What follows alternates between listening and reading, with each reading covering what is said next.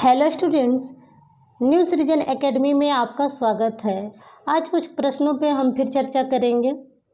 पहला प्रश्न है आपका, जिनकी ध्वनि केवल मुख से निकलती है वे है। तो जो वर्ड केवल मुख से बोले जाते हैं वे क्या कहलाते हैं? वृत्ताकार पहला ऑप्शन है, नहीं होगा। अनुनासिक नहीं होगा। अनुनासिक में जो है मुख से जो वायु है वो अधिक निकलती है और नाक से थोड़ी कम निकलती है। जैसे चंद्र बिंदु वाले जितने जो शब्द होते हैं वे अनुनासिक स्वर कहलाते हैं। संवृत स्वर ये भी आपका नहीं होगा। और निर्नुनासिक जो है ये ऑप्शन आपका सही हो जाएगा। ये आपका प्रश्न पूछा गया है UP SSSC forest ranger second shift 2018 में ये प्रश्न आया हुआ था। नेक्स्ट प्रश्न हम देखते हैं, अर्धविवृत स्वर कौन सा है? तो अर्धविवृत स्वर जो है मुख के खुलने के आधार पर जो है 4 प्रकार के होते हैं, विवृत, अर्धविवृत, संवृत और अर्धसंवृत। तो अर्धविवृत आपका स्वर है जो कि ए है, उ, आ, ए जो है आपका नहीं होगा। ऑप्शन आपका बी सही हो जाएगा, ए। ये आपका प्रश्न आया है यूपी SSSC फॉरेस्ट रेंजर में, इस सेकेंड शिफ्ट में पूछा गया था।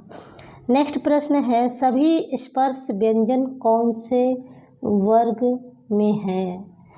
अब ये प्रश्न है तो पहला है क, र, ल, ये तो होगा नहीं, ये आपका ऑप्शन नहीं होगा।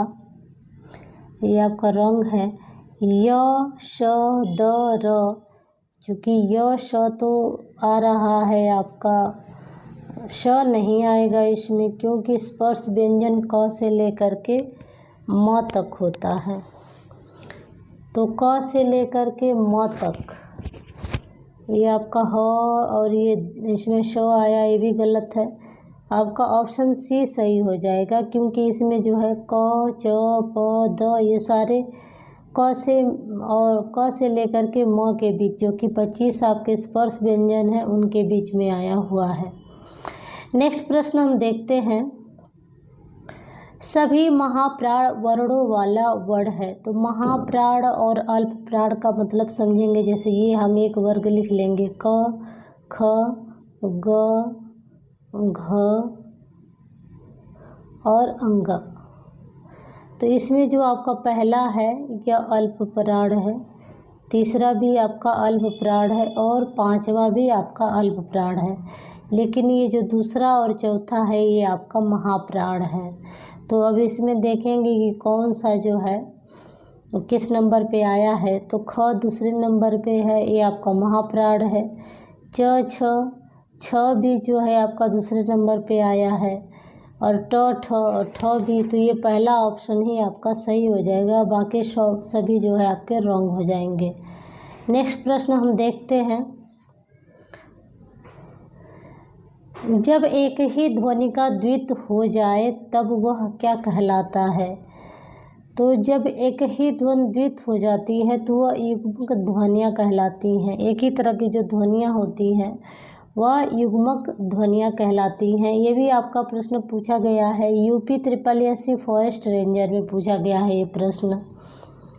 नेक्स्ट प्रश्न हम देखते हैं, जब एक ही ध्वनि का द्वित हो जाए तब वह क्या कहलाता है? जब एक ही ध्वनि का द्वित हो जाए तब वह क्या कहलाता है? तो ये वही प्रश्न है युग्मक वाला, ये वह व्यंजन है। अब पूछ रहा है कि जो वह है वह किस प्रकार का व्यंजन है? ऊष्म है तो नहीं है, अंतस्थ है तो यही आपका आंसर सही हो जाएगा क्योंकि यह य, र, ल, व उसी लाइन में आता है, तो ये आपका अंतस्थ व्यंजन है। नेक्स्ट प्रश्न हम देखते हैं, लिखित भाषा में मूल ध्वनियों के लिए जो चिन्ह मान लिए गए हैं तथा जिस रूप में ये लिखे जाते हैं उसे क्या कहते हैं? लिखित भाषा में मूल ध्वनियों के लिए जो चिन्ह मान लिए गए हैं उन्हें लिखित भाषा में क्या कहते हैं? तो हम उसे लिपि कहते हैं। आंसर ऑप्शन में आपका स्वर होगा, लिपि होगा, ध्वनि होगा और व्यंजन होगा। तो आंसर आपका हो जाएगा लिपि। नेक्स्ट प्रश्न है प, फ, ब, भ, म। ये जो व्यंजन है वे क्या होते हैं? दांत से बोले जाते हैं, ओष्ठ से बोले जाते हैं, तालु से बोले जाते हैं या कंठ से बोले जाते हैं? तो कंठ से बोले जाने वाले आपके हैं क, ख, ग, घ। त, थ, द, ध जो है दंत से बोले जाते हैं। च, छ, ज, झ तालु से बोले जाते हैं। और आपका प, फ, ब, भ, म ये जो है आपका ओष्ठ से बोला जाता है। यानी कि प वर्ग के जितने भी वर्ड हैं वे सारे आपके आएंगे ओष्ठ से बोले जाते हैं। नेक्स्ट प्रश्न है कि दो व्यंजन एक साथ नेक्स्ट प्रश्न है दो व्यंजन जब एक साथ मिलते हैं तो क्या कहलाते हैं? तो दो व्यंजन जब एक साथ मिलते हैं तो वे संयुक्त व्यंजन कहलाते हैं। यानी कि दो व्यंजनों से अगर कोई बनता है व्यंजन तो वो जो है संयुक्त कहलाता है। जैसे क प्लस मूर्धन्य श प्लस अ ये मिल करके आपका जो है बन जाता है छ। ये जो है संयुक्त व्यंजन कहलाता है। नेक्स्ट प्रश्न है आपका वर्ण तालिका के अनुसार ह्रस्व, दीर्घ और प्लुत स्वर क्या है? प्लुत क्या है? तो ये स्वर है। वर्ण तालिका के अनुसार जो स्वर है वह ह्रस्व, दीर्घ और प्लुत 3 प्रकार का होता है। नेक्स्ट प्रश्न हम देखेंगे स्पर्श व्यंजन, कंठय ध्वनि, अघोष तथा महाप्राण ध्वनि कौन सी है? ऐसा व्यंजन जो कि स्पर्श भी है, कंठ से भी बोला जाता है, वह अघोष भी है और महाप्राण भी है। तो क जो है स्पर्श तो है, कंठय भी है, अघोष भी है, लेकिन महाप्राण नहीं है। जो ख है वह स्पर्श व्यंजन है, कंठ ध्वनि भी है और अघोष भी है और महाप्राण ध्वनि भी है। तो यही आपका ऑप्शन जो है सी सही हो जाएगा। ये भी आपका यूपी SSC वन रक्षक परीक्षा के प्रथम पाली 2018 में पूछा गया प्रश्न है। नेक्स्ट प्रश्न है दंतोष्ठ ध्वनि कौन सी है? ऐसी ध्वनि जो दंत और ओष्ठ दोनों से बोली जाती है तो वह आपकी ध्वनि है व। नेक्स्ट प्रश्न हम देखेंगे हिंदी वर्णमाला में ऊष्म व्यंजन कौन से हैं? तो हिंदी वर्णमाला में ऊष्म व्यंजन जो है आपके जिनके उच्चारण में से गर्म वायु निकलती है वे आपके ऊष्म व्यंजन होते हैं। जैसे श, तालव्य श, मूर्धन्य श, दंत श और ह ये जो है आपके ऊष्म व्यंजन के अंतर्गत आते हैं। नेक्स्ट प्रश्न है हिंदी के जिन वर्णों का उच्चारण करते समय केवल श्वास का प्रयोग किया जाए उन वर्णों को क्या कहते हैं?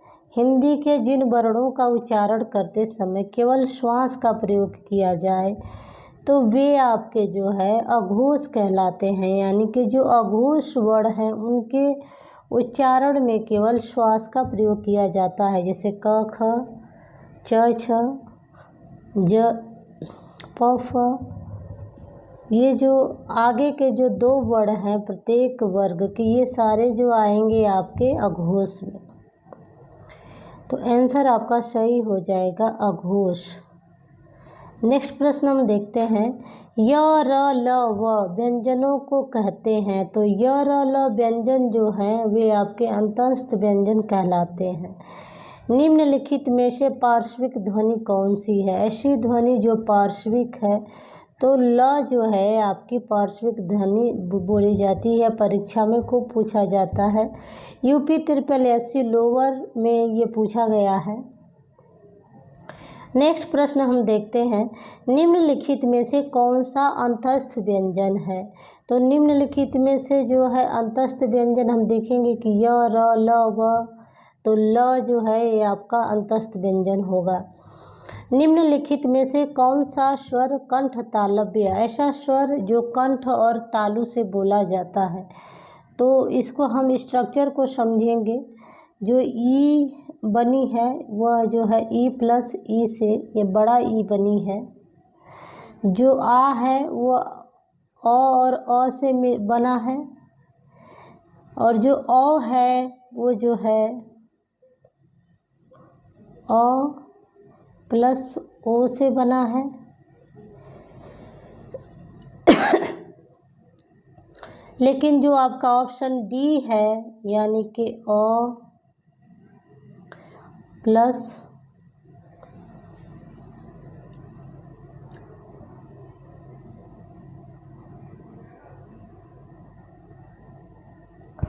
अ प्लस ऊ से बना है, तो ये आपका जो है नहीं सॉरी अ आपका जो है कंठ से बोला जाता है, और ई जो है आपका तालु से, और इन दोनों के मेल से जो है ए का निर्माण होता है। तो इसलिए जो ए है ये आपका कंठ तालव्य ध्वनि कहलाती है। आंसर आपका सही हो जाएगा डी। नेक्स्ट प्रश्न हम देखेंगे, ट वर्ग उच्चारण की दृष्टि से किस प्रकार की ध्वनि है? तो ट वर्ग जो है दंत ध्वनि है, सॉरी दंत ध्वनि तो आपका त थ द ध न है, मूर्धन्य होगा ये आपका। कंठ है क ख ग घ और तालव्य च छ ज झ। नेक्स्ट प्रश्न है, निम्नलिखित में से कौन सा दीर्घ स्वर है? तो दीर्घ स्वर इसमें देखेंगे कि कौन सा दीर्घ स्वर है। तो आ उ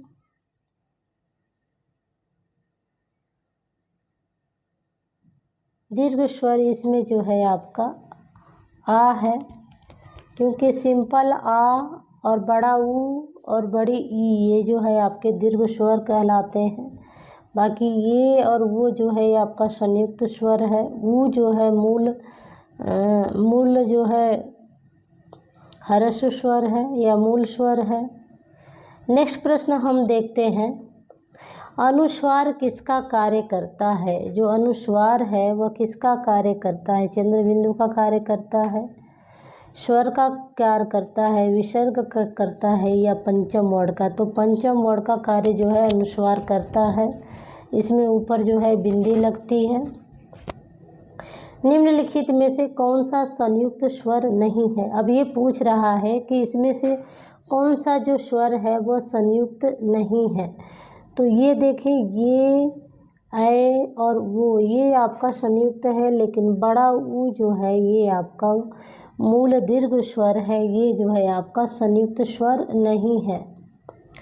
नेक्स्ट प्रश्न हम देखते हैं, निम्नलिखित में से कौन सा वर्ण दंत ध्वनि नहीं है? तो देखेंगे त थ द ध न और ल भी आता है इसी में, तो यह जो है ये तालव्य है, ये जो है आपका आंसर हो जाएगा। यह प्रश्न आपका पूछा गया है यूपी SSSC लोअर सब 2019 में। नेक्स्ट प्रश्न है कि हिंदी स्वरों का वर्गीकरण जब जीभ के भाग के आधार पर किया जाता है तो निम्नलिखित में से कौन सा भेद इसके अंतर्गत नहीं आएगा? हिंदी स्वरों का वर्गीकरण जब जीभ के आधार पर किया जाएगा तो इसमें से कौन सा नहीं? तो इसमें अग्र स्वर आएगा, मध्य स्वर आएगा और पश्च स्वर आएगा। जो विपरीत है वह मुख खुलने के आधार पर है, तो यही आपका ऑप्शन सही हो जाएगा। नेक्स्ट प्रश्न हम देखते हैं, निम्नलिखित में से कंठय ध्वनियाँ कौन सी हैं? तो क ख जो है ये आपकी कंठय ध्वनियाँ हैं। नेक्स्ट प्रश्न है, निम्नलिखित में से उच्चारण के स्थान पर मूर्धन्य व्यंजन कौन से हैं? तो मूर्धन्य व्यंजन आपके आएंगे ड और ढ। ये जो है आपके कंठय हैं, ये आपके जो है तालव्य हैं, ये आपके ओष्ठ्य हैं। तो आंसर आपका सही हो जाएगा ड ढ सी।